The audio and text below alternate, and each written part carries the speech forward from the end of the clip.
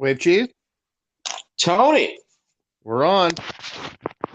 I don't know what I was doing here. Okay, we are live, folks. Good afternoon, good evening, and another thing with Dave coming at you live. Dave Smith here. Good friend Tony Schultz on the line. Tony, how you doing this evening? Pretty well, Dave. Good to be with you. Good to have you. Always a pleasure. Um, well, let's get right into it, man. We were talking about some things, and then you mentioned a friend of yours that well, I'll just let you say it. You were talking with your friend Roger. Yeah, former right winger guy used to be a big Limbaugh fan. That goes back years and years, and he has since, become much more center, I would say, and realized that so much of that stuff was total crap. But we were talking today, and he said, "Well, I don't know. You want to elect guys like Bernie, and are we going to be a socialist country? Are we going to be like Venezuela?" And that kind of stuff never ends well. And I told him, frankly, with all due respect, I think that's crap. Bernie Sanders and the Democratic Socialists, it's not like we want to own the 7-Eleven on the corner. We're not going to be making your jeans. Okay, that's not what it is. It's about allocating of resources. And basically, we're not spending tons of money on the military. We're not giving big tax breaks to rich people. They're going to have to pay more taxes. And those are the basic tenets of democratic socialism. And I don't know why people, well, of course, we know why people keep saying, oh, we're going to turn out like Venezuela. That is clearly not the situation here.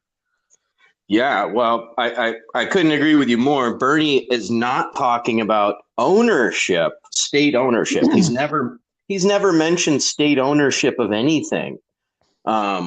Even with the health care, he's just talking about cutting out the middleman, which is the insurance agency. So thanks for mentioning that, because Bernie's not saying that at all. So whether you're for Bernie or not, let's just at least agree to stick to the facts of what the argument is, right? That's never going to happen, though. But please continue, Dave. Well, which facts? Which set of facts? The alternative? Thank you. That's it, Dave. I mean, that's where we're at right now, and that's why Republicans and Democrats can't come together, and conservatives and liberals or progressives, whatever label you want to put on it, cannot come together now, because there are just literally two sets of facts, and that's the way it is. So what kills me is one set of facts that the media likes to use when they talk about Venezuela, right? And you're a history buff, so this is all. It kills me about this, Tony. Is this is all 3 or 4 clicks away nowadays, right? Mm-hmm. So if the media ever says anything that you're questioning, you just go on YouTube, click, click, click, click, go down the rabbit hole, check people that are very, have a decent reputation over time. See if they're talking about the same thing, and if they're not, you're probably not getting a real scoop. And a lot of times they'll be doing a 180 on what we're being told by the lames, what I like to call the lamestream media, which is, just about everything you see on cable. But, so the one narrative that we get, Tony, is right. Socialism has never worked. Just look at Venezuela. Well, let's look at Venezuela. So they had a democratic election. Maduro was elected. There's an international board that investigates elections and decides if they were held legitimately or not, right? Mm-hmm. This board says absolutely, as a matter of fact, Venezuela's elections are a lot more transparent than those in the U.S. Boom! So yeah, we've had our problems with elections even recently. So, totally legit election. Maduro is the president, elected by the people. Then Donald Trump comes in and says Juan Guaido is the leader. Like, whoa, okay. So we tried behind the scenes to do a coup. In 2012, we tried to flat out assassinate Nicolas Maduro, or Maduro, whatever the hell his first name is. I can't remember. failed. Then there was that thing of, remember, like a convoy of food burning at the border. You remember that? I don't. So, so basically, we put sanctions on Venezuela for like the last 20 years, I think, right? Trying to bring them to their knees. There's an elite, like a light-skinned. So there's two factions. There's the majority of Venezuela are indigenous people, indigenizo, native. Then there's the elite class, their 1% are light-skinned, not indigenous, and own most of the industries and businesses. So what these people have done is teamed with the United States. So when you hear about products not being available, it's not because they're not available. It's because those people pulled those products off the shelves. So you can get a steak, no problem, but it's hard to find toilet paper. Wow. It's hard to find toothpaste. It's hard to find the shit that you need every day. But one of my favorite investigative journalists, I think it was Max Blumenthal, went to Venezuela, and he's in a grocery store. It looked like Whole Foods, Tony. He's like, you like oat yogurt? Here's Greek yogurt. Here's low fat, non-fat, full fat. Like it looked like Whole Foods. Right. 30 kinds of fucking yogurt, right? He's like, look around here. Does it look like there's a problem in the grocery store? He's like, no, the problem is that certain people are holding products back, and then inflation, partially because of our sanctions. So apparently that's the real issue going on. Well, and this ties to the beloved Koch brothers, Tony. So, this is good, right? And this has just come together for me for like a 3-year period from watching different people and documentaries and stuff. So the Koch brothers used to get what's called shale oil from Venezuela, right? Okay. Really, really dirty, similar to the Canada tar sands oil. It's like the filthiest, dirtiest, hard to refine, costs a lot of money to refine. The Koch brothers had a good thing going in Venezuela. Well, when Maduro took power, he nationalized shit, and so they lost out on that. So the Koch brothers were the major force behind the Keystone XL pipeline, because that was going to restore their revenue flow to what they lost from Venezuela, right? Which is partially the problem with capitalism. You start forecasting your revenues in the future, and now you think you deserve that, right? Like, you haven't made that money yet, right? Well, we got to keep growing. Yeah, but they took it as a loss when it's like, no, you just didn't make that. You know? Right. But so here we are. They're pushing this Keystone XL pipeline. We're talking about jobs, energy insecurity, blah, blah, blah. Turns out that whole pipeline, Tony, is only going to create 75 permanent jobs. God. And the oil goes to China. So, and the pipeline's already burst 2 times. Well, that creates more jobs on the cleanup. See? There you go. Well, there you go, right? Trickle down cleanup. Trickle down. It's like, it's like disaster capitalism. You know what I mean? It's like, that whole couple of cities burned down up Northern California. Oh, well, we got to rebuild them. See? We just made a bunch of jobs. Yeah. Wait a minute. No. How's creating jobs a bad thing? Yeah. A bunch of wealth was wiped out, and now we're going to create jobs to put it back.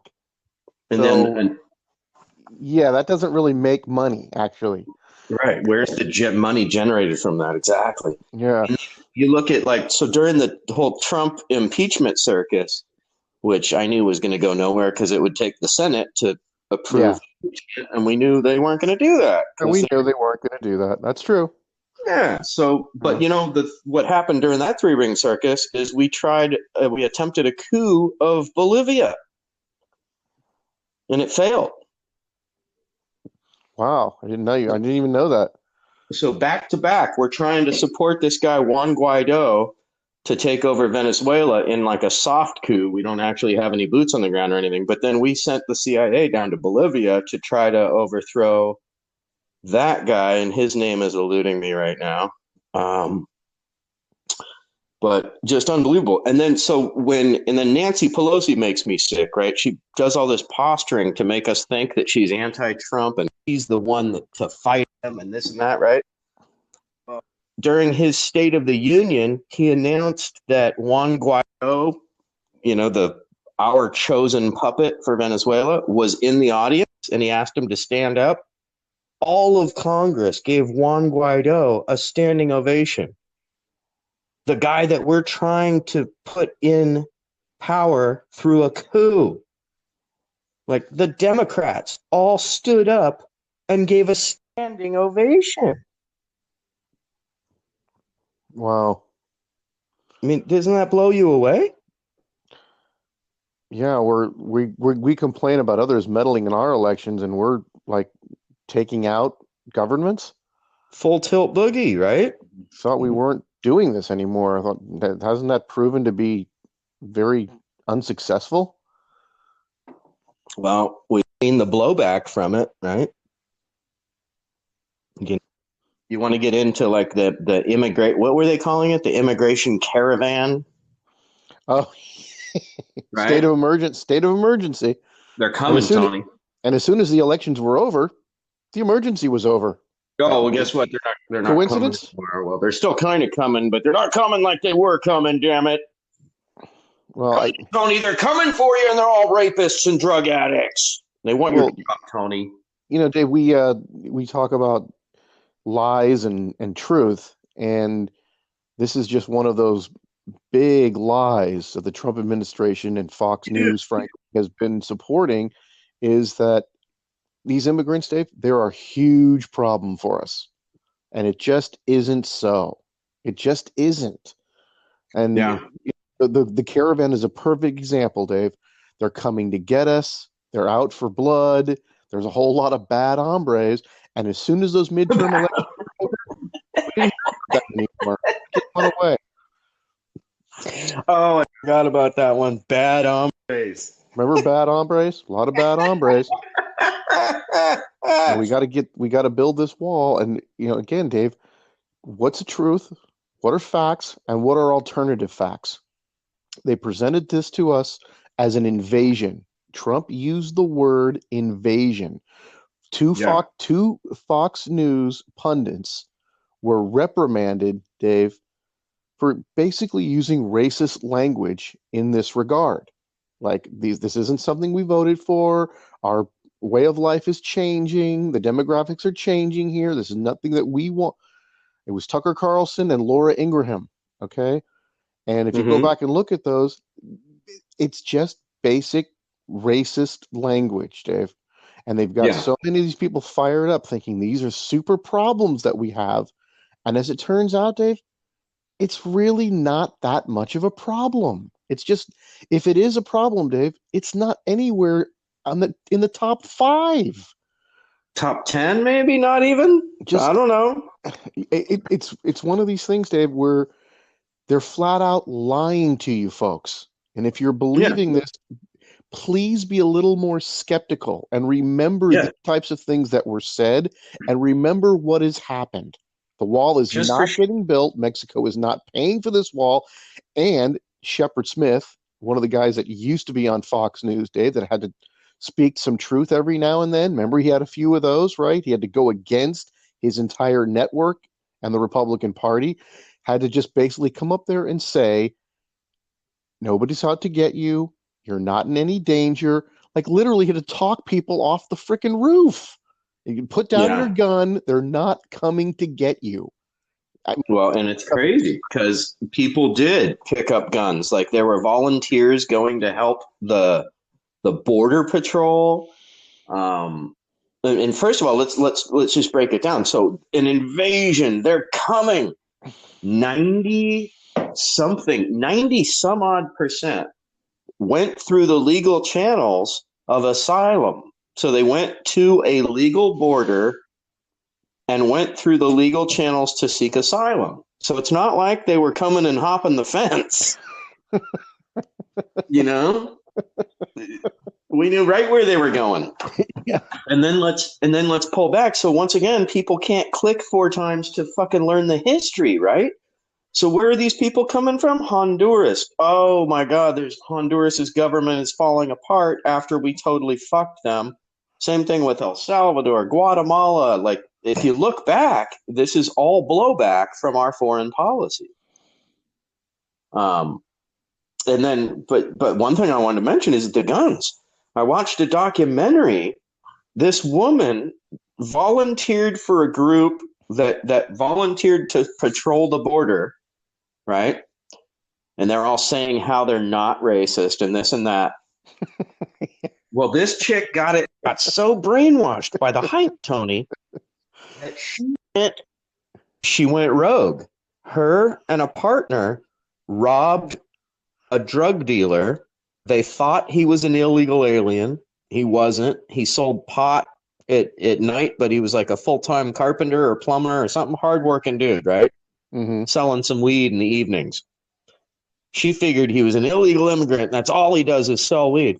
So they went and robbed him, accidentally killed him, took his weed, tried to stage the murder at the, they accidentally killed the guy, got tried for murder, but they tried to stage it as like a drug robbery bad or something from another Mexican or whatever. Horrible. So you get these people riled up where they're thinking other less than human to the point where they're going to fucking go do a home invasion. Dave, you can go back to the War of the Worlds. Remember that many years ago with that scare of the space invasion? People go nuts. Remember Orson Welles? Well, that's kind of the same thing, Dave. If people, you keep saying this on TV and they keep hearing this on the internet and the radio, and some people start really believing this stuff. And that's why this kind of thing is so dangerous, Dave. It's real. It's out there. You know what? And when you say these things and bad things like that happen, why can't some of these people be sued for that? President Right. Trump, why can you're saying this? You're getting the knuckle draggers and the morons all fired up.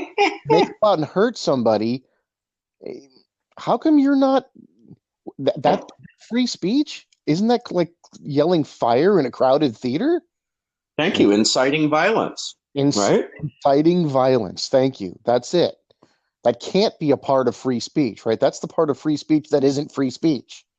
You can't say, I wish people would go kill all faggots. You can't say, religious people should all be fucking, crucified at the cross.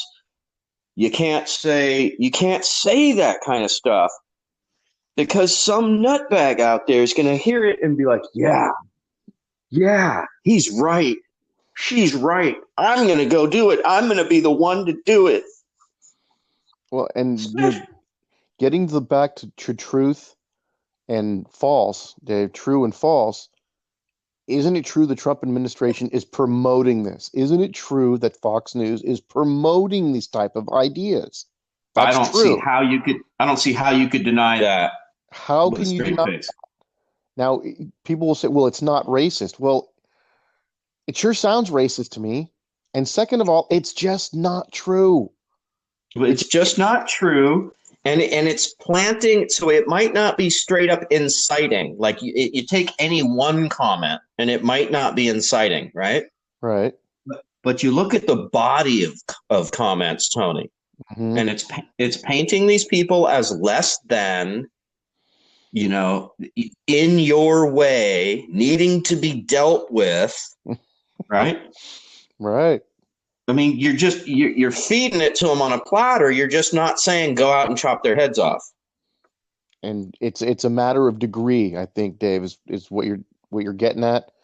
And you say it once, and then you say it 5 times, and then you say it 50 times, and especially considering the source, a lot of people are just going to go out and believe it. I mean, there are people out there, Dave, who think what they're hearing on Fox News is absolutely true. Yeah. And if Trump says it, well, that's the president saying it. He's not a liar. A lot of people will say that he's not a liar. Yeah, he's And not a liar. He's calling out the fake news. yeah. And that, there's another thing too, Dave. If you're constantly saying the news is fake, and I'm the only one that you can believe, doesn't that make you skeptical? Well, That makes me skeptical. Any thinking person would be, because you're like, oh, okay, it doesn't have to be corroborated by anybody. If you say it, I believe it. Okay, that's demagoguery, isn't it? I would say so. Believe only me. I'm the one who's telling the truth, and you don't need to hear it from anywhere else. And when it comes down to it with Donald Trump, Dave, is if it's unfavorable to Donald Trump, then it's fake news. That's how we know it's fake. Like when they say that these intelligence agencies are saying Russia's meddling in the elections, I'm all for a healthy skepticism on that. I'm all for it. Be skeptical about that. But when they keep saying it, and then officials that work in these institutions are coming out and saying, yeah, well, this is true, and then Trump keeps saying that it's not true, sometimes, Dave, you have to go, okay, well, these are the people that are working in these agencies, and they're not part of the Democratic Party. Okay? They're not part of the Democratic Party here, and these agencies are continuing to say this and then presenting evidence to the fact. Sometimes you just got to go, if it walks like a duck and quacks like a duck, maybe there's something to it. But I'm all about, Dave, get a second opinion, get a third opinion. Yeah. Take another look at it. I'm all for it. But just this blanket statement that if it's unfavorable to me, it's fake. To me, that's not even a red flag, Dave. That's a flag on fire. Okay. Thank you. Yeah, I couldn't agree more. I don't believe anybody just because. Yeah. Like skepticism is a good thing. What's like, it's like the second mandatory English class in college is critical thinking. Right? Yeah, I've heard that. Before you fucking start writing any papers, anybody wants to hear your thesis or any of that shit, you got to learn how to write a paper utilizing critical thinking. And if you have a bias, you have to be able to back it up. Right. But you're not supposed to have a bias. You're supposed to, you can have a goal and then find articles that relate to that, but you shouldn't be excluding information to validate your point. Dave, the information that you receive should be shaping your opinion. Thank you. You should have an opinion and use information to shape that. Your opinion should constantly be malleable based on new information received. Right. There you go. I'll say it again. If some fucking Republican nut job came out of the woodwork tomorrow, say Bernie was a total scam and had sold us down the river for the last 40 years. Yeah. But some Republican guy comes out of the woodwork and he's got the right platform, I would vote for the guy in a second. So I'm not tied to any party, any personality. I'm not on a team. I'm not on a fucking team. I'm not on a team. If Bernie was to get elected, and you and I would be extremely happy about this, but if he doesn't deliver on a handful of points that I think we can go over at some point, Dave, fuck him. You're right. I could look in the next 4 years going, gee, thanks, Bernie. The way I am with Obama, Dave, I'm like, I think there's a lot of good things that he did, but there's a lot of things that he didn't do well. I don't want to see him have another 4, even though he doesn't get another 4 years, but you know what? No, I don't want to have another 4 years. I want somebody to pick up the baton and move a bunch of those things forward and do better than he did. Thank you. I agree. And you give Obama a lot more credit than I do. Uh-huh. I think he was a bastard. I call him the Trojan horse. Like, he's the best Republican the Democratic Party ever had. Okay, see, I wouldn't go that far, but yeah. But I respectfully disagree. He was very well spoken. And that after George Bush was like night and day. Like, wow, this man can put together a sentence. That's fucking a great Well, place to start. but also, David, the reason I give him some props is because he inherited he inherited, like, for Nightmare. all the sports fans, we can all get into this. He inherited an 0-16 football team, and he got us to the playoffs. Okay, he's not going to win the Super Bowl, but he got us to the playoffs. I want the guy that's going to win the Super Bowl. That's Thank where you. I'm at. And I Yep. hope that analogy clears that up. But from what he inherited from George W. Bush to what he bequeathed to Donald Trump, to me, he's got to get some credit for that. You know? Well, and he should, and I give him credit for that. Where I tear him down is he had, and this is thank you Jimmy Dore from the Jimmy Dore Show, one of my favorite comics and one of my leading sources of news now for this tidbit of information. But I forgot that Obama had a Democratic Congress and Senate. For What two was it? years. For 2 years, right? So Jimmy Dore pointed out he could have fucking rammed home universal health care. He could have slam dunked it. Boom. But the fucking establishment Democrats didn't want it. Right? Yeah, and he got a watered down version of the health care. Which, once again, I'm quoting Jimmy Dore, Yeah. is essentially Romney care. It's the plan that Mitt Romney came up with. Mm-hmm. I've heard that. So we got Romney care instead of universal health care. We got all the wars continued. We got the bankers bailed out instead of the homeowners. We got the drone war campaign. We had the onset of assassinations by drone started under Obama. Did you know Obama also built the border detention cages that we're using to cage children and separate them from their families now? Those were built on Obama's watch. So he did a bunch of shitty stuff. You know, like the big one is when he got a letter from, I think it was the CEO of Citibank. Here's who I suggest you put in your cabinet. And it was a list of, I think, 25 or 26 people. Mm-hmm. Every single one of them got a position in the Obama cabinet. Yeah, pretty swampy. Yeah, pretty fucking swampy, right? So basically, the bankers picked our administration. I think Larry Summers was part of that, right? I believe you're right. Yeah. So you know, so I don't play this game of this team, that team. It's about the policies. And as a matter of fact, so a lot of this hype. Sorry, I'm on a rant right here, Tony. I'm going to give you. I'm going to pass you the baton in a second here. I want to hear your feedback on this idea. So everybody's saying Bernie Bros need to tone it down. I got a friend on Facebook, former musician. He does stock trading for a living. You know, he's got his feet in a lot of camps, but he's a Democrat. And he's like, man, these Bernie Bros got to just tone it down, blah, blah, blah, blah, blah, blah, blah. But he's not saying anything about the news slighting Bernie, right?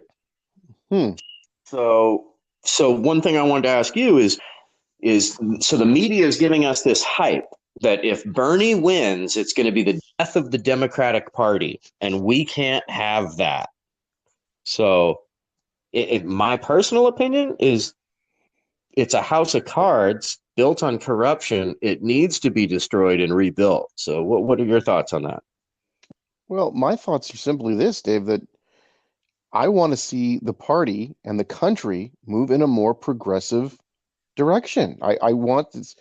I'll use Trump's rhetoric: America first, American citizens first. We're not spending money overseas. We're not giving tax breaks to millionaires and billionaires and these corporations, and not letting them use their money, you know, to hijack elections and to buy politicians.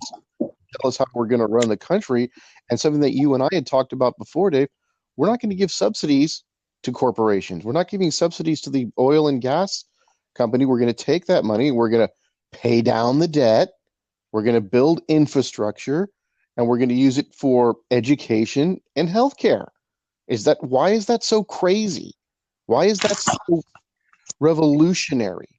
How is that even progressive? Well, I mean, it's just you call it whatever you want, liberal or progressive or whatever label you want to put on it. But I just think the whole difference is, how do we allocate our resources?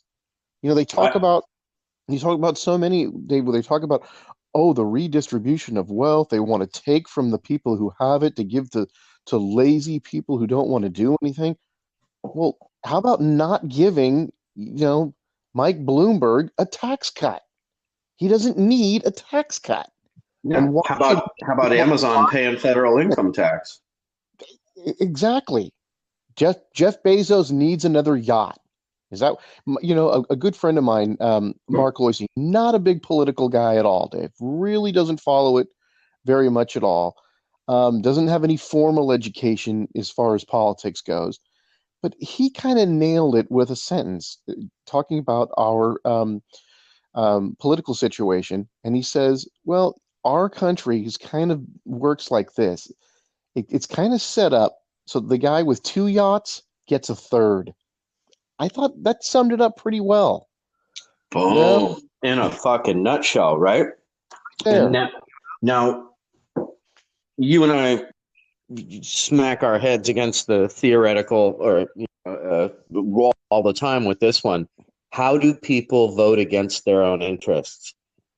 And that's what gets me, because it's so transparent, right? Like, so Jeff Bezos just bought David Geffen's $165 million mansion in LA, right?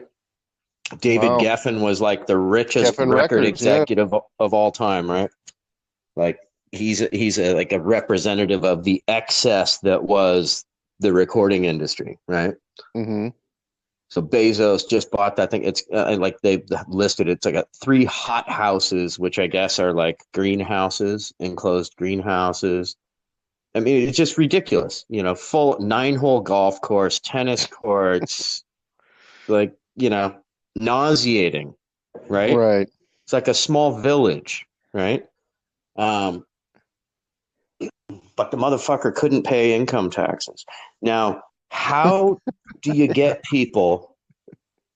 Tony and I have a mutual, well, I would call him an acquaintance at this point because his politics pissed me off so much. Super nice guy, Andy. Tony, you have a much closer relationship. You have a much closer relationship with him. Nicest guy, right? But great guy. Come to a couple things, and he's not a stupid guy. Come to a couple things, he's fucking stuck on stupid, and one of them being he's a postal worker, but he'll vote Republican no matter what, and the Republican Party is trying to privatize the post office right now. Well, and Dave, why do people believe this stuff? Because I think some of that media, and I don't agree that all media is just always lying to us, but there is that narrative of, what people get is because they earned it, and how dare you take it away from them and tell them how to spend it. Right? And it's like, well, you guys, if we want to run a society needs money to run on, and we get that from citizens paying taxes. That's how it works. Thank you. Well, and so say you're pick a historical bankster family name. Who do you want to be a descendant of? Right. You like the Carnegies, you like Rockefellers, like what? Oh, come on, pick a name. I would say, well, for as far as banking, would be J.P. Morgan. Okay, so you're a descendant of the Morgan dynasty, right? The House of Morgan, right? Mm-hmm. So you haven't worked a day in your life. You were born with a bank account with so Trump was given $200 million. Here you go, son. Here's a little startup money for you, 200 Yeah. million. You think you can start a mom and pop like shoe repair business for that? And then, of course, anyway, not going to get into Trump, but anyway, so you get the point. JP Morgan, you're a Morgan. So my point being that the statistic that I just read, 60% of billionaires inherited their wealth, Tony. Mm-hmm. So we're getting to a point where the majority of the uber rich have never worked a day in their life. It might have been their great grandpappy that started a business. Right. So what the fuck benefit do we get from fucking uber rich lazy fucks that don't do anything or really know anything or contribute anything? What benefit do they bring society? um, Thank you. Yeah, I don't agree. know. And I think I agree with Bernie Sanders on this point, where I don't think billionaires should exist, because I think that you're getting to the level of peasantry and the kings. Hmm. Um, and I mean, nothing wrong with making money. You and I agree on this. But what's wrong with 999 million? Well, there was a clip of Ronald Reagan that I saw recently. I've seen it a couple times where he just says, "So you think the millionaire should pay less than the bus driver in taxes?" This is Ronald Reagan. Ronald Reagan lowered taxes quite a bit. He raised them several times, but from where it started and where it finished, he was a guy that wasn't really into taxing rich people that much. And even he said that, Dave. Oh, Even he made that point. he lowered the Yep. corporate tax rate tremendously. Absolutely. Absolutely did. The whole Reaganomics trickle down economics is also called Reaganomics. That's where we get it. I mean, it goes back, to the Calvin Coolidge era too. But the Reagan Revolution, a big part of that was this tax cut. But even there was even a line for him. Apparently, he made that statement: millionaire pays less in taxes than a bus driver, less effective tax rate than a bus driver. That's ridiculous, but that's where we're at now. We've Yeah. been this way for a long time, and it just seems to be getting worse. And you talk about people voting against their own economic self-interest. I've heard people say, why, I don't care if the millionaire and the billionaire gets a bunch of money back as long as I get my cut. I've Right, heard right. that. I heard that too. The people right now with Trump going like, "Hey, my 401k is doing great." Yes, right. I've heard it. He's And it's like, managing their 401k investments. well, but here's the problem with that, Dave, is because here again, lies and truth. They keep telling us with trickle down economics that it pays for itself. That's one of the aspects of it, right, Dave? It pays for itself because the economic activity that is generated from it means this debt is going to get wiped out. Well, what happened to the deficit and the debt under Trump? And he gave us those tax cuts that went to the Double, top. It's went sky high again. So obviously, double. as the line that it pays for itself, Dave, we can be honest with ourselves and say that was a lie, right? And it doesn't lift up, and it doesn't raise the bottom. That was the other half of the lie, is trickle down. It's going to trickle down from the top. The Right, bathtub will fill up, and then all boats will rise, right? right. And it That's the theory, really right? doesn't work that way. We're in the worst uh, we're in the worst period of economic disparity in the United States in the last 100 years. So if trickle down economics worked, poverty would be eliminated. I would own a house. You'd probably be looking at, going on vacation to some exotic place here pretty soon. Like, so would I, right? No, it Things would be certainly a little different. it didn't work.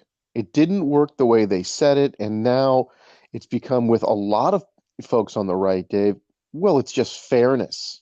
See, they earn the money; it's their money. They can do with it what they want.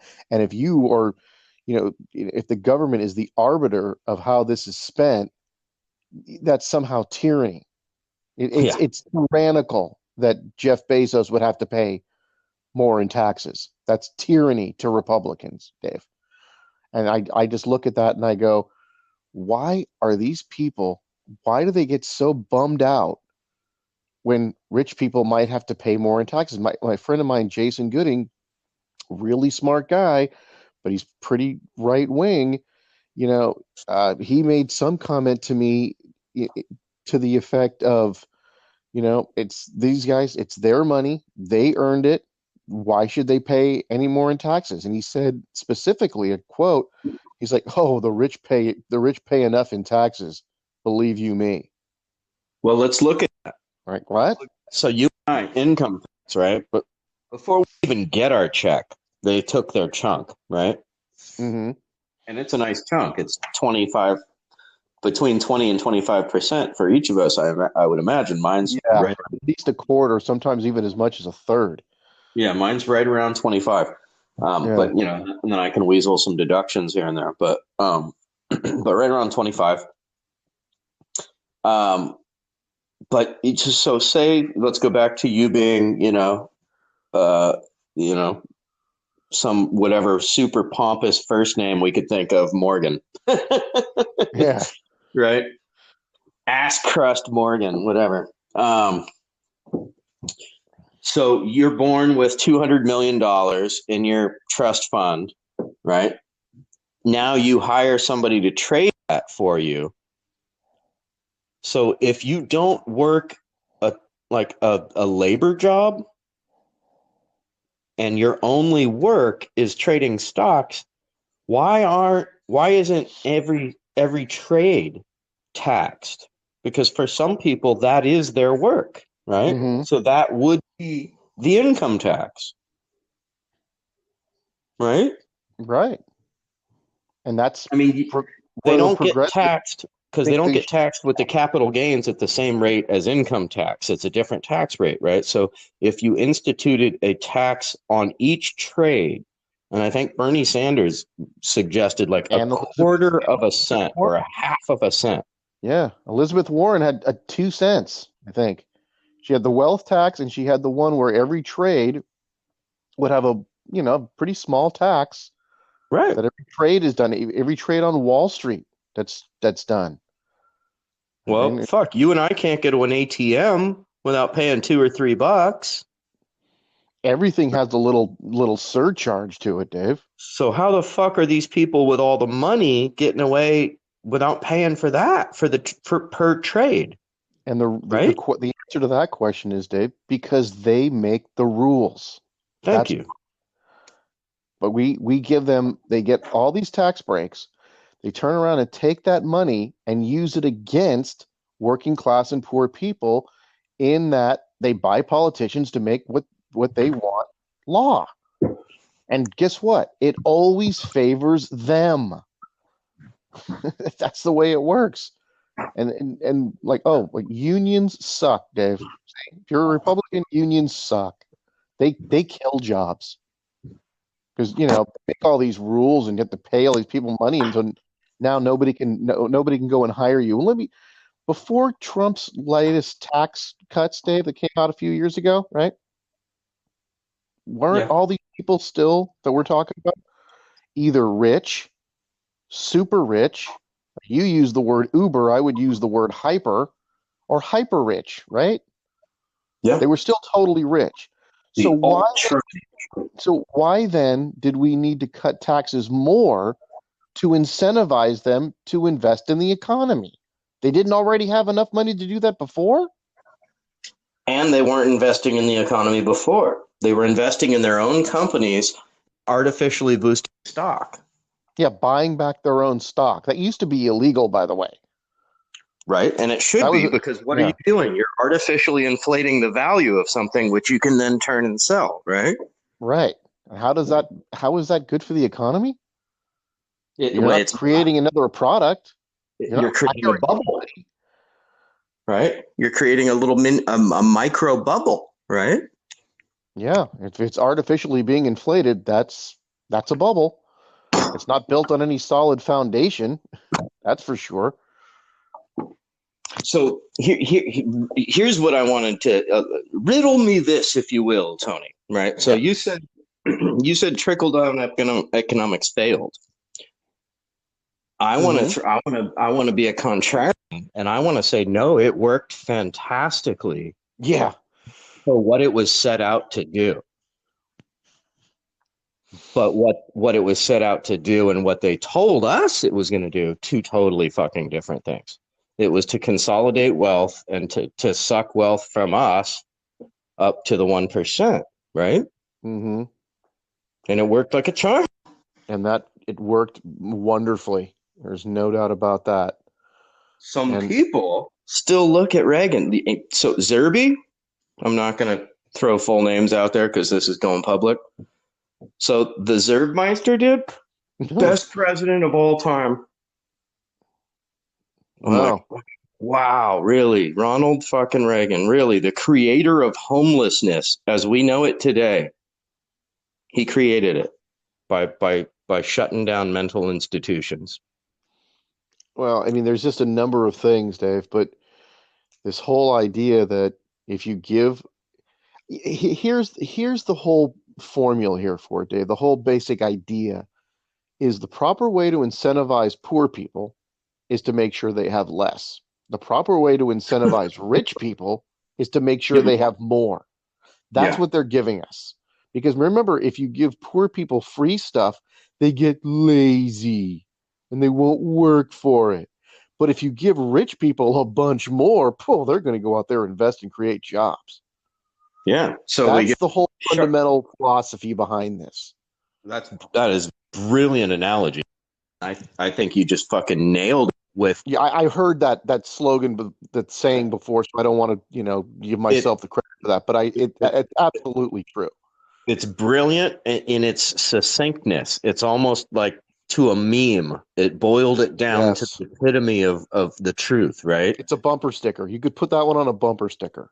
Yeah. They should. Yeah. And what gets me, Tony, is the people that just like we keep saying, I don't have allegiance to anybody. I'm not on a team. I walk through this world with my eyes open and my ears open, and I hear shit and I see shit and I pay attention, and probably not as much as I could. Definitely not as much as I could. And my memory's not as good as it could be.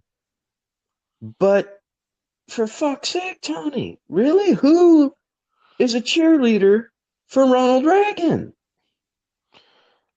Right wingers love the guy, Dave. Absolutely love him. He wasn't conservative, dude. He was radical. Right? I think that's radical. I think giving tax cuts to people that are already rich is radical. And what I think is more radical, Dave, is that history has proven to us it doesn't work in the way they said it was supposed to work. It was supposed to be, this helps poor and working class people. Okay? Right. And it pays for itself. It's going to create more jobs and better jobs. So you'll be doing better in 5 years than you are now. And it just doesn't work that way. And what people are going to tell you now, what the Zerbies of the world are going to tell you now is, well, look how good the economy is. Well, the economy was actually doing pretty good under George Bush until it crashed. And what I want to say to those people is, you're talking apples and oranges. Yes, certain policies affect the economy, but it never takes effect this quarter, right? Like, and the only policies that really do that are the ones that create bubbles by deregulation. So you deregulate something, people go investment hog wild, speculation,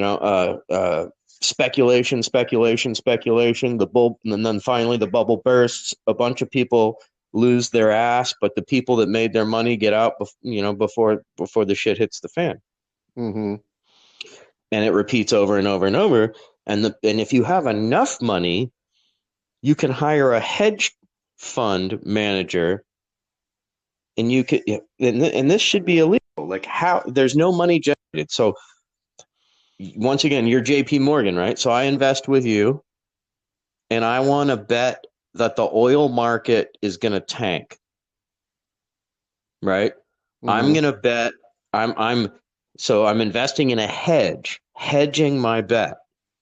So I'm basically betting that a company is going to fail, that's called a put option. So, but I'm not, I'm not a financial person. So, but there's put options and then there's hedging. So, and both of them are betting that a company you're investing, that the company will do more poorly. And if they do, you get paid. Now, explain that to me. You're playing Right? both sides. You're just But trying explain to this. But covering your explain. ass. You make widgets, right? I'm going to bet that I'm going to do a put option for $1 million that your widget factory, Tony, Schultz widgets is going to produce less next quarter than it did this quarter, or that the price per widget is going to drop. And if it does, then I get paid. There's no money generated there. You're not selling widgets, so there's no money from the widgets. You're actually selling less. Where was the money created? Yeah, I never did understand that. It was much easier for me to understand with stocks is like, or real estate or whatever, right, Dave? Like you buy when it's low, right? Like, oh, this market's not looking good, so I'm going to dump it. I'm going to sell all my stuff, collect all the money, and then it crashes, and then you have a bunch of liquid, and the stuff that you just got out of, the value's gone way down, and you can buy it back at a discount. That I understand. Yep. Yeah, I understand that. But the other one, the hedge your bets, and you bet a company's it's going to fail, and you get paid. Well, did you have stock? Did you sell your stock in that company before it went? Right. What was that created? Part I don't get. What was created? The widgets. There weren't widgets that were created. Right. Yeah. If the company's doing poorly, they can't hire more people. So it's money being created out of thin air because now it's all zeros and ones on a computer and there's no gold standard, right? It's fiat currency. Yeah, that's above my head. There's I need this amazing document called Zeitgeist, the Addendum. And it breaks it down in layman's terms, just like, here is your financial system. And it's harrowing. Well, that's why I'm a Robert Reich guy. He is somebody, that knows this kind of stuff inside and out and can explain it in layman's terms. I think he's really quite good at that. And in 10 minutes or less, he can give you like a bump. Right. Here, now you have a basic. This is how it works.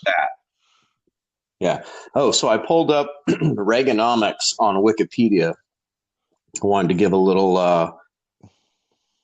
just a little breakdown. So yeah, economic policies, created by Ronald Reagan during the 1980s, associated with and characterized as supply side economics or trickle-down economics or voodoo economics by political opponents.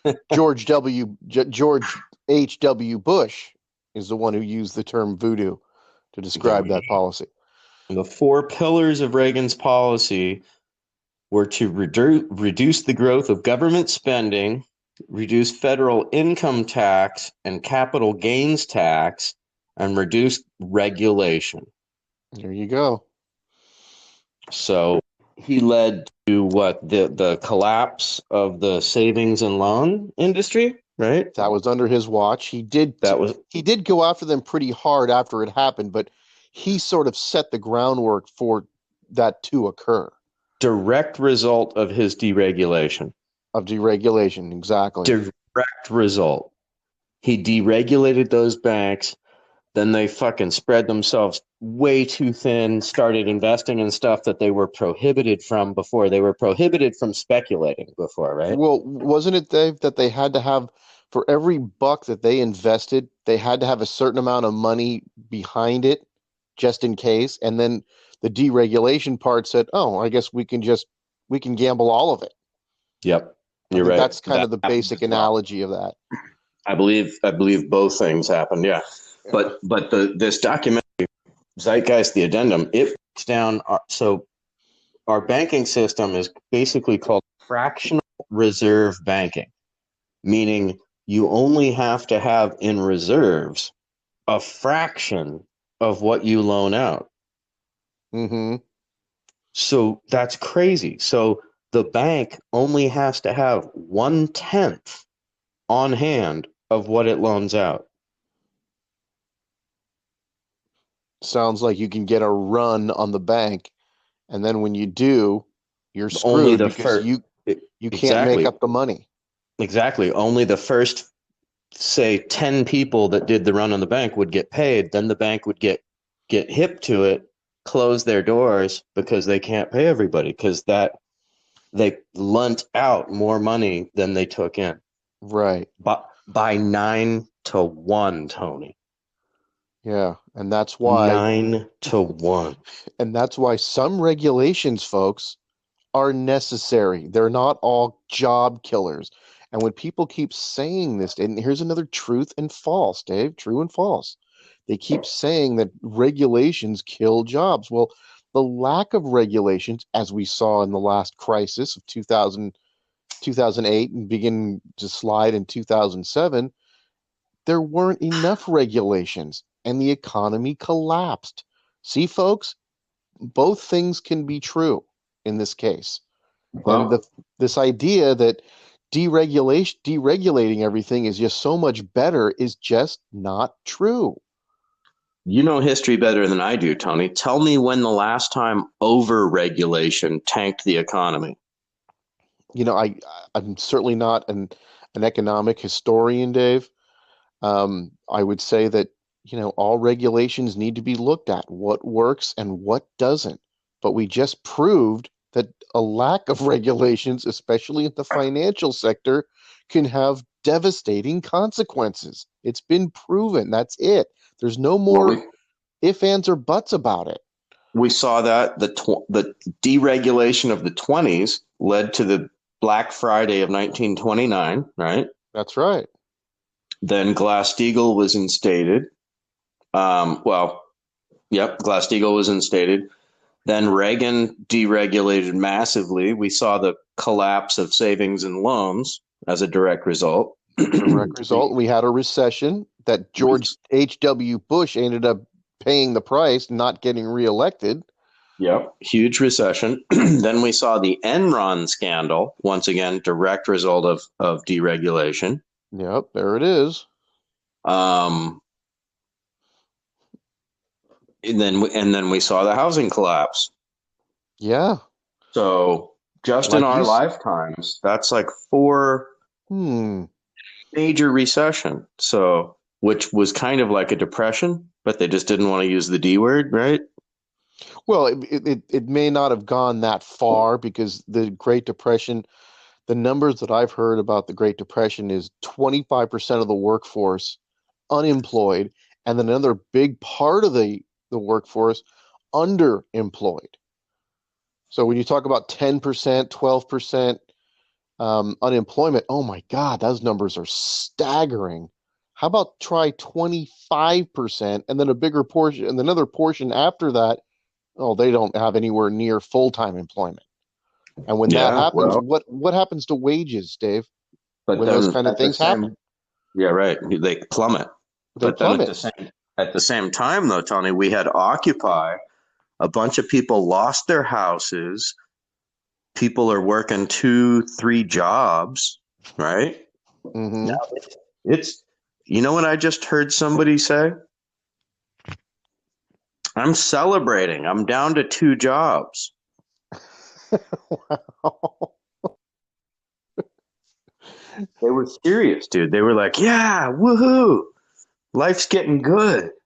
But now I would want to clarify that. I'd want to have that clarified because like, okay, so you have a couple different jobs, but well, how many hours are you working? How many hours do you need to work to live a decent standard of living? Yeah. That's where I come into it. Dave, that's how I look at it. Because it goes. Remember McDonald's a few years ago said, "Oh, you can make a living working at McDonald's if you work 80 hours a week." They Right. actually put that out. I couldn't believe they were guys, are you stupid? Are you seriously going to say this to people? That if you work 80 hours a week, you could, a single person could make it. It's like, how is that a life? Yeah, shoot yourself now. 80, 80 hours a week. That is just not realistic. 80 hours a week burning yourself at the fry basket or on the flipping burgers and like just in the most miserable shit box of a place wearing a fucking polyester uniform stained with grease that smells like grease. Oh my man. Dude, when I drove Uber, I would pick I a couple times I picked up fast food workers and I'm like, like gagging, like, oh, I had to roll the window down and turn my heater on so that they wouldn't be cold, but I could fucking get fresh air. Oh God. Dave, I worked in restaurants. Okay. I didn't work, never worked in a fast food place, but I worked in restaurants. It's a hard job. It's dirty.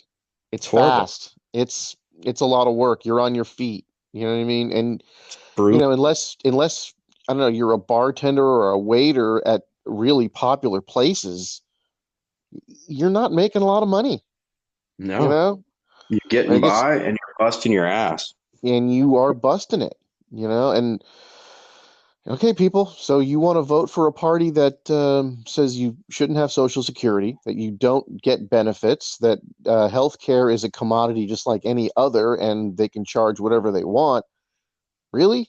You're okay with that? That works for you? Okay. Feel Well, and free. you know what gets me, Tony, and nobody's brought this up.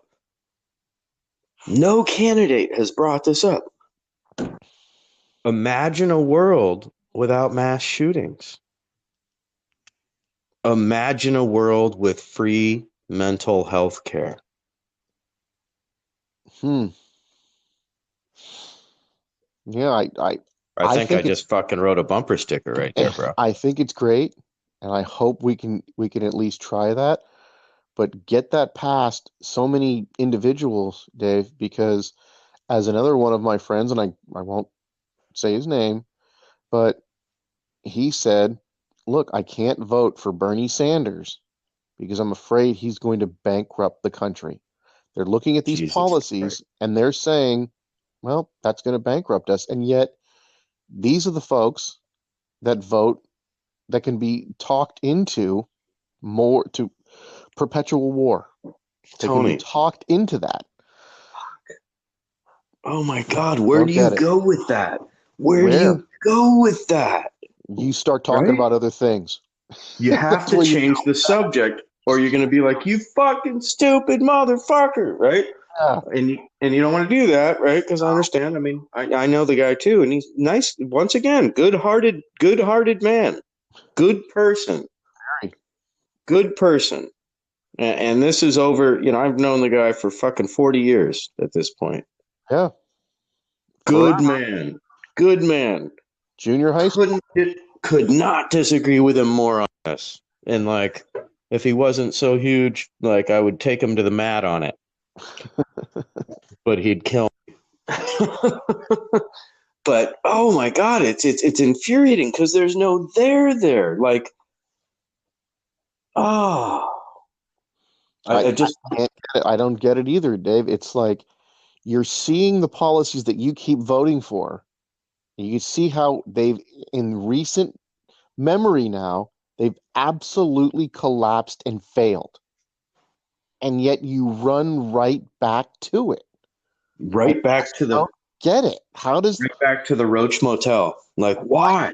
How come they can talk you out of healthcare, right? They can talk you out of higher education. They can talk you out of infrastructure spending, but they can talk you into perpetual war and tax cuts for the rich. How does that happen? Thank you. And these perpetual wars, Tony, as you and I agree, they make us less safe. Every bomb that drops and kills one innocent civilian, that's a 50-50 chance that that civilian that survived is going to become a terrorist that hates America. Because how would you feel Wouldn't if all you? of a sudden you're playing football and the next thing you know, your family's dead? Yeah. I'm at a wedding and a bomb goes off. Half the family and the guests get killed. And like, oh, Because of those are the terrorists. Those are ISIS fighters. I hate ISIS now.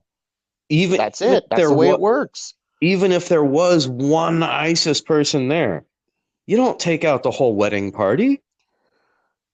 Sure doesn't make sense to me. To get one, you just created 25 or 150 terrorists to get one. Now there's 150 more. Well, that's exactly what it was. Colin Powell's, one of the guys in his group. I forgot what title that is. I forgot the gentleman's name, but he worked for Colin Powell, and he said the exact same. Colin Powell's chief of staff, and I'm forgetting the gentleman's name now, but a military guy, obviously. And he says, how are we reducing terrorism if by killing one of them you create 7? Well, thank you. And that's the basic way to it. Sorry, I think that leads to my next statement, which is the goal wasn't to eliminate terrorism. The goal was to create anarchy so that we could justify our presence there. Right? And if anarchy breaks out, now we have an excuse to stay because, we got to stay and get things to settle down. We're trying to restore democracy here. Right? When all we're really trying to do is get some oil. Yeah. Or, this whole thing perpetuates itself, Dave. And I hope, and I understand it's been reported on some of the news channels that we might be signing an agreement with the Taliban to end hostilities in Afghanistan. I hope that's the truth. And I talked to our mutual friend, Dave, or sent him a text, and I said, if Trump accomplishes this is a major feather in his cap. And Dave, again, I'm not on a team. I'm just saying, if he's able to get out of this, I'm going to applaud the president. I'm going to be, This is great. Good. Get out of it. Once again, I don't care who it is. And he probably wasn't even at the meeting. But, right? Come on. He was probably at Burger King when somebody else had the meeting. But it's one of those things, Dave, that's under his watch. He's going to get some credit for it, and I'm fine with that. Just let's get our guys out of there. I'll be the first to give him credit for it, Tony. Yep. I was just being funny. I know. I understand. I fully agree with you right there. I will fucking salute the president. Thank you very much. I salute him for passing the Farm Bill, which included legalizing hemp for the first time in 1937. Wow. I didn't even know that. Yep. So included in the Farm Bill. And once again, he probably didn't even know it was in there. Well, he's not a reader. No. And it was buried in 450 pages of shit. So, yeah. But somebody stuck it in there and he signed it. So, for the first time since 1937, farmers can legally grow hemp. And as a farmer said, we make twice as much growing hemp as we do growing wheat. Wow. They can grow it in Manitoba, Canada, right across the border. Why can't I grow it in Montana? Right? Makes sense. 25,000 different products. So potential economic boom right there. Not to mention a guy just built a plane out of hemp plastic and fueled it with hemp biofuel. Wow. So game changer. That's not going to make oil and gas companies happy. Well, yeah, exactly. And they shoot first and ask questions. Yeah. But one thing I wanted to come back to real quick was Bernie's going to bankrupt the country. Mm-hmm. That's what he said. Wow, right? I mean, even Tucker Carlson doesn't go that balls to the wall. Really? Like, Tucker Carlson is actually like a pretty good voice for Bernie. I don't know how he's allowed to do that on Fox, but every once in a while he'll totally break rank and just be like, this is bullshit. Like, he's being treated the same way Donald Trump was. I heard him say this.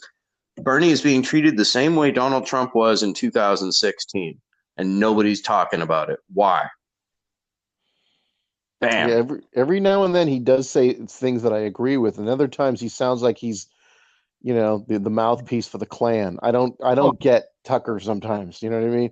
Get him, and I don't get how he doesn't get fired when he breaks rank like that. Yeah. Well, like Shepard Smith was on there for a long time, and Chris Wallace is still there, and those guys they didn't follow the party line, Dave. Yeah, They really didn't.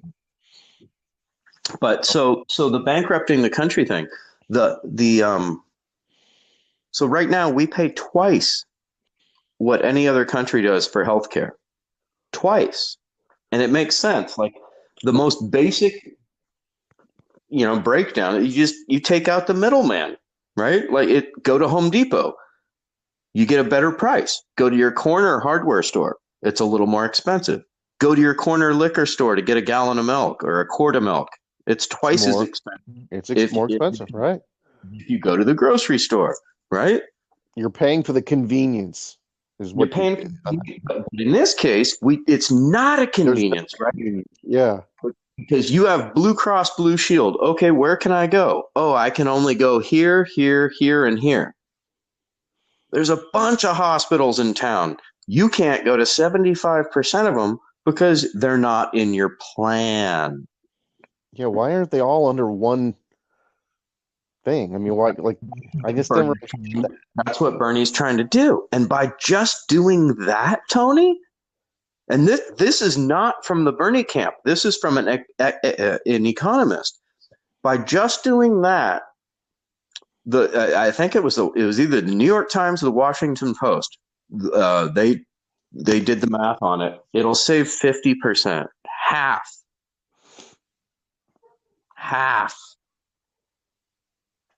And this, Tony, we would pay half as much for our healthcare system nationwide, and everybody would be covered. As it is now, there's an estimated 80 million people that are undercovered and 40 million that are uncovered. Wow. Right? Like I have health coverage, I just can't afford to use it. See, that sounds like a real crisis to me, Dave. That sounds like, state of emergency stuff. I haven't been to the doctor in a year and a half. I can't really afford to go. I have sleep apnea. You know what that is? Yeah. I wake up every night. I wake myself up like can't breathe, like, and apparently people die from it and shit. Like, and I stayed over at my brother's last weekend, and my mom stayed there, and she's like, "Man, I couldn't get back to sleep because every time you would stop snoring, I wondered if you died." Yikes. I'm like, "Oh fuck." And I don't trip on it because I just roll over and I'm able to. But I guess people do die from sleep apnea. It can be a problem, and the whole thing boils down to that you can't go and see a doctor because it'll it's just cost too me the much out of pocket money. $6,500. Until I reach 6,500, it's out of pocket. And why are we okay with this, people? I'm trying to save money, Tony. I want to pull myself up by my bootstraps. So I'm like, okay, well, what corners can I cut? Dental and healthcare.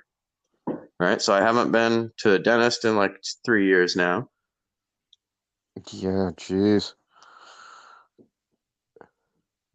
But like, and that's another scam. Bernie wants to put dental under healthcare. How is dental care not healthcare? I don't know. It seems like they kind of should go together. I mean, it seems like if you go to a hospital, I don't understand why there's not a wing for dentistry. Seems like you could, or that doesn't even really matter. But like you said, it should just be, I'm covered. Cover my eyeballs too. Just I'm covered. Right. You should just be covered, right? Tell you though, Dave, my phone is going to die here pretty soon, but please continue. Well, I'm rambling a little bit, Tony, but I think we've had a great conversation here, and the gist that I would like to leave this on is the BS that that doing what every other country in the world does will cost us way more and we can't afford it, like the only people perpetuating that argument are the ones getting filthy rich off of us not making a change. Well, and here's what I go, David, to yes, and you and I have talked about this a million times. Yes, Democrats leave a lot to be desired. Okay, they're open to plenty of criticism, but you got one party, Dave, saying that you can't have this, and the other party is going, well, I guess you could have it, but most of them don't really care. Okay, the progressive wing, I think, does care. The Yeah. rest of them, I think they're, well, if either it works or it doesn't, I don't really, swing one way or the other. But the Republican Party is very clear on this, Dave. These things are stupid. These things are socialist. The countries that do them are failing. Very sad. Right? Socialism never worked, never Never worked. work. It's never worked. And that's not just, I'm using a bad Trump impression there, but you can go down through Fox News, right wing hate radio. Tony, All these things are MSNBC, worthless. MSNBC, even CNN, Well, see, CBS, and when NBC. I'm watching CNN and MSNBC, Dave, I'm not hearing a lot of that. I'm not Well, hearing a lot of this stuff. I, This what stuff. I did hear is socialism doesn't work and it's never worked. I've heard that on all those. Well, no, they're because they do have, right wing people on there from time to time talking about stuff. So yeah, that does get thrown around, but the basic message from people on the left, Dave, is socialism isn't going to kill you. It's not going to lead to Venezuela. It's not. We're not going to end up being, Right. Soviet. But at the same time, those same people will try to talk us into just improving the Affordable Care Act. Right? Well, they're going to go. A lot of times they're going to go middle of the road, Dave. But again, that's that whole idea too. Is we can't go too far out there because that's crazy. Yeah, Bernie's nuts. He's Middle of the road nuts. is middle of the road's where you get hit by a car. That's a good one. I like that analogy. But actually, when the polling comes out, and I know these are just polls, Dave, whatever, but when general polling comes out, you look at stuff that Bernie stands for and progressives, Elizabeth Warren, and certain things that they want, like taxing the rich. Most people are for it, and even a lot of Republican voters are for it. They just won't vote for those candidates with D's next to their name. Right. Okay, So it's not far out there, Dave. It's not weird. let's destroy. Hopefully Bernie gets in. We rebuild the Democratic Party, and then we encourage third, fourth, fifth, sixth, seventh, eighth, ninth parties, and have an actual, how do other people do it? A representation democracy. Proportional representation, not winner take all. Thank you. So it's not winner take all. So every group gets a few people in the government that represent them. If you pass a certain threshold, you get that percentage in the legislative body. If you get 5% of the vote, you can't get 2 or 3%. And I understand the threshold, I think, is a good idea. Absolutely. But if you get a certain number, if you get up, let's say like it's 7%, you get 7% representation in Congress. Boom. Makes a lot of sense to me. Disagree with that. I would not. I don't have a problem with that at all. How do you feel about delegates and super delegates? Dave, I got to be honest with you. It really just gives me a headache. I really what? Well, this is all just my opinion and my intuition, but I think it's meant to do that. I think it's meant to confuse the fuck out of us. We don't know who these delegates are. They don't have to tell us their names. We never get a list of them. We don't know who they work for, who's paying them to be a delegate, right? Are you getting paid to be a delegate? Are you volunteering? Like, what do you do 9 to 5? What have you been doing for the last 30, 40 years? We don't know these people, right? So I'm suspect. I think it's rigged in favor of the elite to be able to counter the public vote if the public vote just goes like, over the top for the public. Well, Dave, I don't want to dumb things down all the time, but I think there is something to the old slogan, keep it simple, stupid. Kind of like, like I get the electoral college. That's not that hard to figure out. But isn't it simpler and make it more straightforward that if you get 10 votes and the other person gets 9, You you win? win. That does make more sense, doesn't it? Thank you. We agree on this one then. So And you don't dig the electoral college either? yeah, I don't want to change the rules in the middle of the game. Okay, these are the rules that we play by. That's fine. But But why next time, does let's get rid of that shit. Why does South Dakota get as much representation in Congress, or I'm sorry, as much representation in the Senate that California does? It's ridiculous, isn't it? That's kind of How it's how, like fucking two. It's like two fucking. Anyway, never mind. Nobody's in North Dakota. yeah, there's more people on the 101 freeway at rush hour than there is in the whole state of South Dakota. Thank you. I mean, it's just like this is nuts. I'm not saying they don't deserve representation, but how about representation proportional to their the number of people that are there, like they do in Representation that Congress. represents the people. They do that in Right. Congress. Why don't they do that in the Senate? I don't. I think because of what I just said, I think there has to be a backdoor mechanism to supersede the public vote. Hmm. And Somehow, some way, it just doesn't seem to make a whole lot of sense to me. we saw it with George Bush and Al Gore, right? The election was absolutely swindled, scammed, and then stolen. There was gerrymandering and all this shit. And then it was flat out stolen in the end.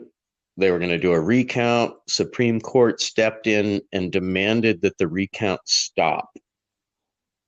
Like, what? And their final statement was that it's more important to know who the president is now than to take the time to do the count. Like, no, it's more important to know who the right president is than to know right away, right? Yeah, well, I mean, after the election, Dave, we still got how many months before the new president is sworn in? Thank you. November to January, right? It wasn't like there was an empty seat and, oh my God, we got to fill this, right? Yeah. Who's gonna tell the military what to do? Oh no. Right. It wasn't about that. Everything covered. You got months. No, I mean, there's another thing I wish, the Democratic Party and the progressive wing of the Democratic Party, especially, Dave, could make more of is that, voter suppression, gerrymandering, this is a real stuff, Dave. I mean, letting politicians pick the voters rather than the voters pick the politicians. How does that make sense? That's what gerrymandering is all about, and it's done on the other side too. Democrats do it too. It only makes sense if the politicians are getting paid.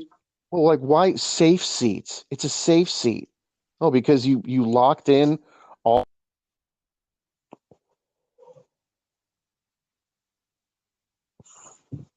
Oh, shoot. I think we lost Tony there. He said his phone was going to die, and there it went. But that was a pretty fantastic conversation. We covered a lot of ground.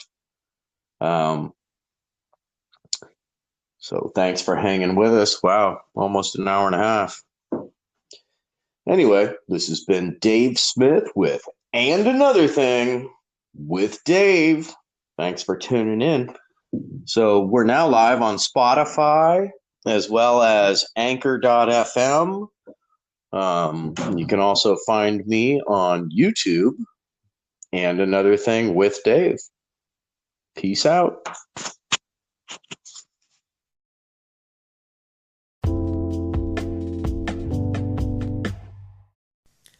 Thank you for tuning in for another episode of And Another Thing with Dave. I appreciate all the listener support. Much appreciated. Thank you very much for tuning in. Feel free to comment. You can add voice comments on Anchor or, feel free to chime in on social media with anything I'm talking about, anything you're passionate about, any topics that you would like me to cover in a podcast, as a matter of fact. You can find me on Twitter at Dave Smith with 3 T's. Instagram at And Another Thing with Dave. And on YouTube, And Another Thing with Dave. Anchor.fm, where I'm recording my podcast. And also at Spotify, And Another Thing with Dave. So once again, thank you so much for tuning in and listening to another episode, and hope to hear your feedback. Peace out and keep fighting.